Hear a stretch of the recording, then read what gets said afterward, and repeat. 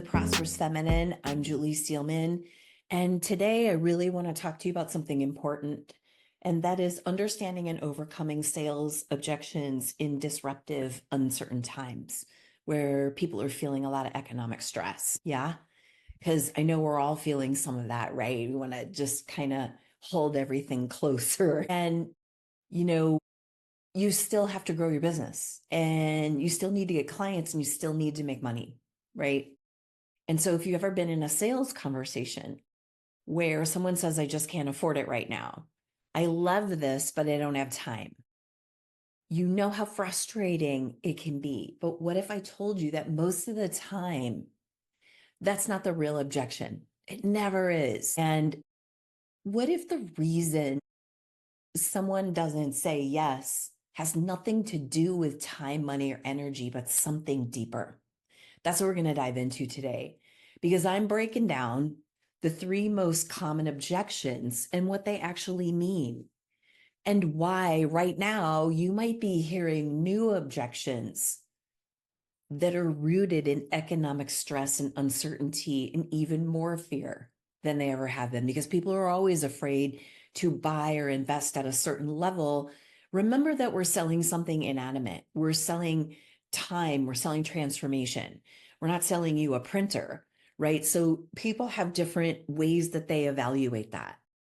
And then I'm going to walk you through what I think is really hot, which are some examples of niche specific objections and how you can identify those beforehand in your business so that you can easily work with them and understand what's going on with the person when they say that. And that way you can handle any objections at any time, regardless of what's going on in the world or what's going on in the economy. That's going to give you so much sales confidence. What I find is that when my women really break through this, that all that resistance to marketing starts to really come down. So working on visibility is only part of the key, but working on your offer, your sales message, and feeling confident to lead a sales conversation, because I'm sure you love to do it up until the point where someone's like, yeah, but, right? And that's where it gets tricky and sticky. Well, that's what we're going to talk about today and break that down and simplify it for you. Okay. Make this way more satisfying. I personally love when these things come up. I don't really orient to them as objections, because to me, that's a buying signal. You've probably heard me say this before. When people are a no, they say no, and they typically don't book a call with you to talk about what you're offering. But people have a hard time believing and trusting their own ability to make the right decision and to assess appropriately. But they also, the fear tells them what you're offering won't work for me because. And so you're going to hear more of that now. So we're not going to shy away from it. Okay. Keep going. So let me break this down a little bit. There's the 3 kind of universal or the biggest sales objections that always come up, right? And one of them is, I don't have the money, that it's about the money objection. I'm here to tell you it's not about the money.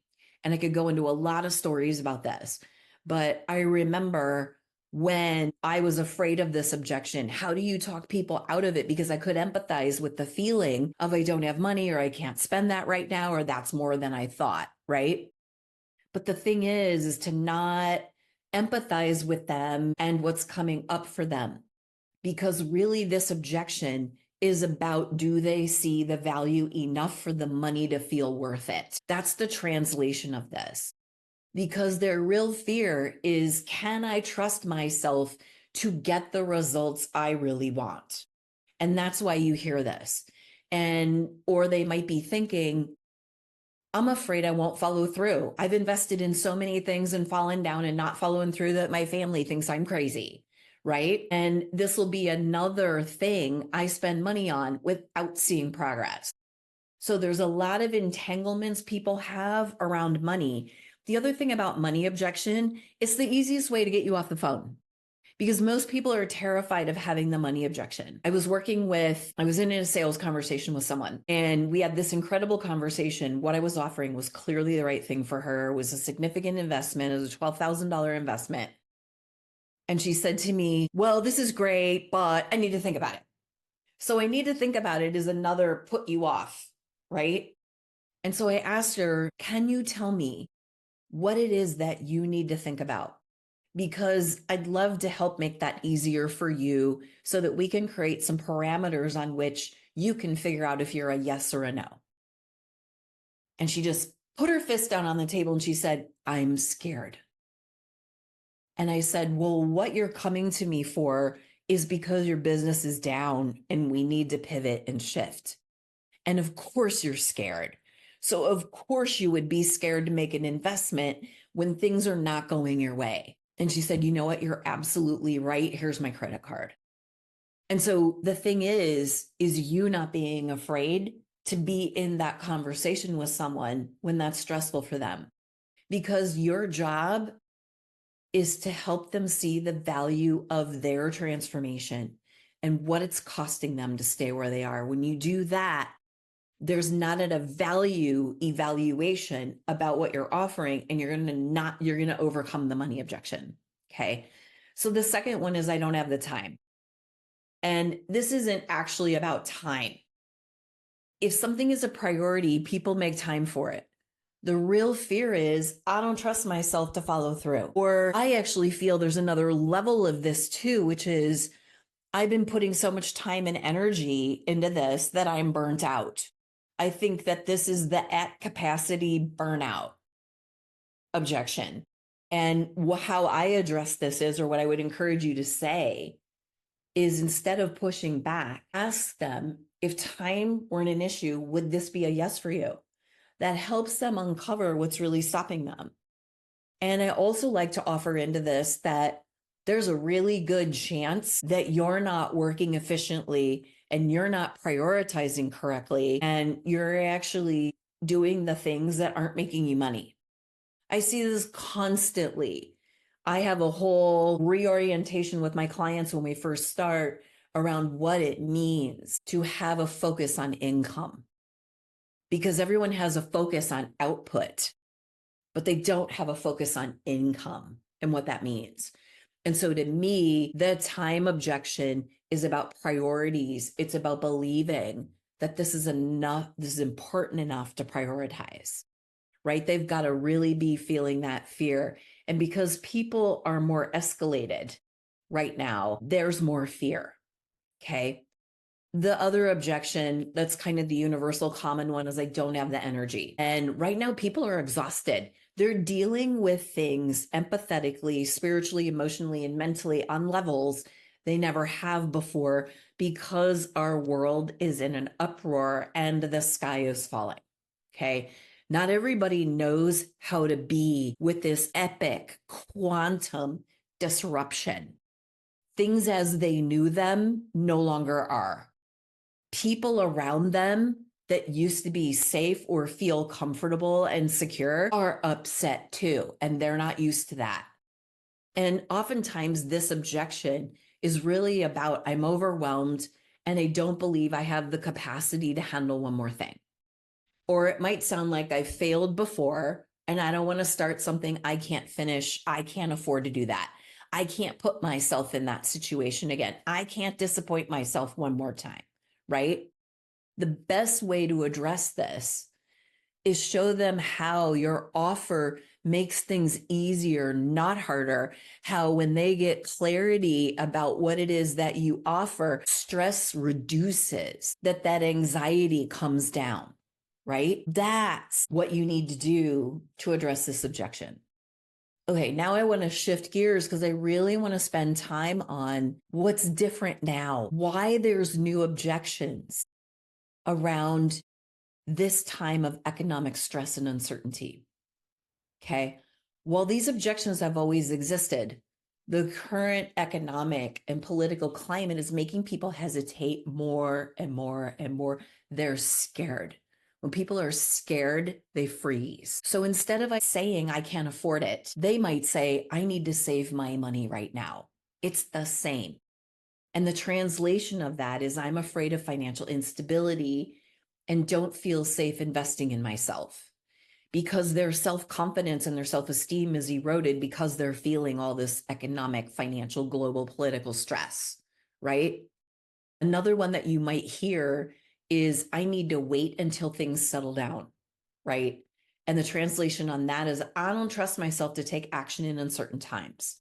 The solution to this is to empower them in that pattern that's coming up around when things get a little crazy or they get a little scary or they get a little uncertain, they stop believing in themselves. And you want to translate how your offer and who you are as a coach and will be supporting and helping them is exactly what they need of, I will hold for you until you believe. I'm going to help you with my process, walk through how to emotionally stabilize yourself and re-regulate when it does feel crazy and uncertain. But you're here talking to me for a reason, and I can help you do this. They need to see your confidence in that moment and translate that into how you can hold them and support them until they can get back on their feet of believing in themselves again, right? And another one that you might hear is, I can't justify spending this money on myself right now. And that's this, I feel guilty investing in my growth when others around me are struggling. For women, that's always there, just so you know. Okay. But even more so, there's this, I call it the compassionate objection, is seeing everything that's going on and unable to understand how to hold it. They think it's unfair for them to try to get an advantage for themselves, to try to get coaching for themselves, to try to transform. They feel like they're stepping on other people's toes. And so that again is about really fostering them in this vision of how they can change and help and support regarding what's going on right now, right? So one simple 3-step thing that you can do for any of these objections, and I also want you to take the time to write down some of this, right? Write these down, come back and listen again. So there's 3 ways that you can handle all of these, and that's to validate their concerns. I completely understand why you're feeling this way. Help them see the cost of waiting. But what happens if nothing changes? What happens if we're stuck in this political climate for another 4, 5, 6, 10, 15 years? Will you regret not taking an action? What if this uncertainty will cost you 6 months from now if you keep waiting? That self-esteem keeps eroding during that time, right? Because you're not stepping up. And the third thing is guide them to make a decision that serves them. If this is something you truly want, let's find a way to make it happen, right? We have to develop that intimacy with them. Okay, so now I want to talk to you about niche specific objections. This is key for this time, and they're going to be specific to your niche. Objections can shift depending on your niche. They can also shift depending on the economic climate. So I'm going to give you a couple examples of this from business coaching, health coaching, to love coaching, but you really want to make this work for you. So I want you to write this down because I really want you to start identifying what are the objections specific to whom you serve and the result that they want, okay? Because those are going to escalate. You're going to hear a lot more of those now. So let's say you're a business coach. You're probably going to hear something like, people aren't spending money right now, so I can't invest in my business.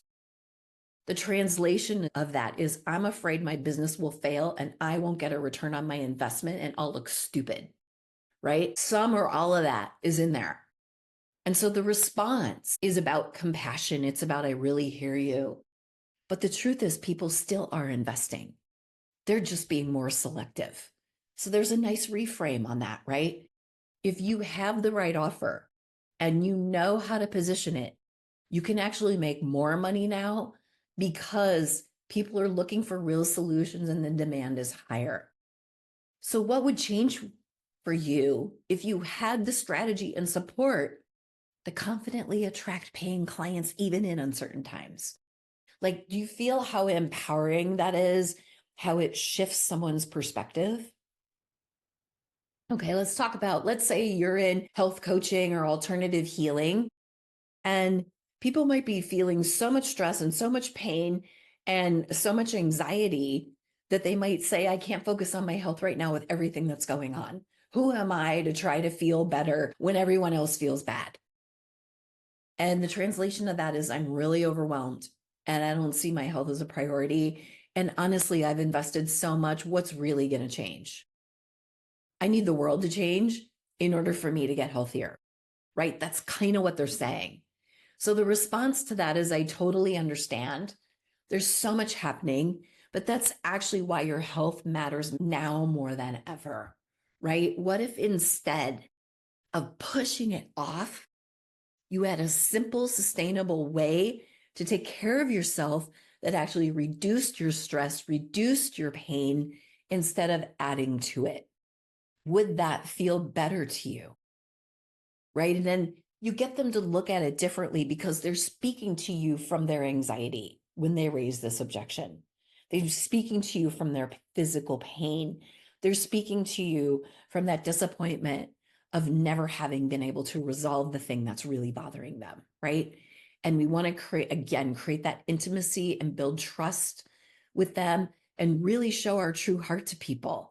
In the past 6 months, I've had 2 sales conversations where we ended up in tears because I was so moved by their niche specific objection that they'd made so many investments, that they had come out of large group containers where their nervous system was fried, where they didn't get the individual support they really wanted.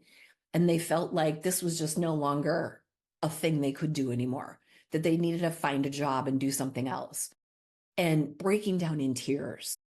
And where I really went in with my heart and went, I'm just going to stand with you right now. And I want to hold with you for what you just expressed as a human, the hurt and the disappointment that was present, turning towards it, right? And she's now a private client of mine, and we're getting her mega results. She just needed to be in a different environment, and she needed somebody to stand with her for the first 6 weeks to bring her back into balance. Now we can move forward. So this is all part of what's happening for people, right? They're out of balance and they're freaked out. All right, let's talk about an example for love coaching, or even if it's spiritual transformation or it's divine feminine work, right? You might hear this isn't the right time to focus on this. I need to get my life together first, because they feel so disoriented. They feel so unsettled in their own life. What they're really saying is, I don't feel worthy of doing that work right now. I feel messy, and this doesn't feel like the right time. How I would respond is, I get that, but love and spirituality and transformation and divine feminine work and activating that within yourself isn't something you earn once everything is perfect. What if you could start opening yourself up to any of that now in a way that feels safe and empowering? Would that actually serve you at this time when you're feeling the impact of what's happening and you don't feel worthy, right? What a beautiful way to hold someone. I've always believed, and I will always say, that the sales conversation is one of the most intimate conversations you will ever have with a client, because it gets real really fast. Because when it comes to making a decision to buy and invest, people get real really fast. And I start to see the possibility of how I can help and hold and support them, right? Just remember that all of these objections come from fear, uncertainty, and self-doubt. And if you're working with women specifically, we've been enculturated to feel like that and stay there. And we're waking up. And this edgy territory, but it's also really joyful territory when we move through it. And your job isn't to fight the objection. It's to guide the person to a new perspective that helps them say yes to what they truly want. And isn't that what we all want to do? Because it's really an opportunity to serve. Sales is service. It's always been that. My book, The Effortless Yes, was originally titled Soul Principle of Selling, SOUL, serving others with undeniable loving. Because when we can get them through the decision-making process and into our world, that's when you can really start helping them transform. So I've been doing this for 17 years with women like you, and they're getting mega results. And I'm talking to you about the things that I see them struggle with and the new paradigm that we're working in right now in this climate, right? So here's what I want you to take away from today. Objections are really rarely about what people say they are. Time, money, and energy are surface level objections actually masking something deeper. And we've walked through some ways that you can work with that. And right now, people's fears are heightened. And that doesn't mean they don't want help. And that doesn't mean you should take it personally that they don't want what you have. It just means they need more support to feel safe, to say yes and invest. Okay? It's not about you. It's about what they're thinking and feeling. But they want it. They want it more than they've ever wanted it, but they are hesitating more than they ever have. Right? And so imagine the transformational breakthrough you can have with someone if you help them come through an objection in a way that's satisfying to them and they can actually say yes to your offer. You now have a bond with someone that is unbreakable and how you can be of the highest service to them. That's why I dig this part of the conversation. And there were my years and my times that I had to work on myself. This will be inner work to work on yourself, to handle objections, but it'll be some of the most satisfying work that you do. And that your job isn't actually to overcome anything. It's to help clients move past their fear and make a decision that serves them. And so I'd love to hear from you. What objections are showing up in your sales conversations right now, especially the ones you've never heard before? Send me an email, direct message me on Facebook or Instagram, and let's talk about how to handle them together. I'm Julie Steelman. Until next time, stay fiercely feminine.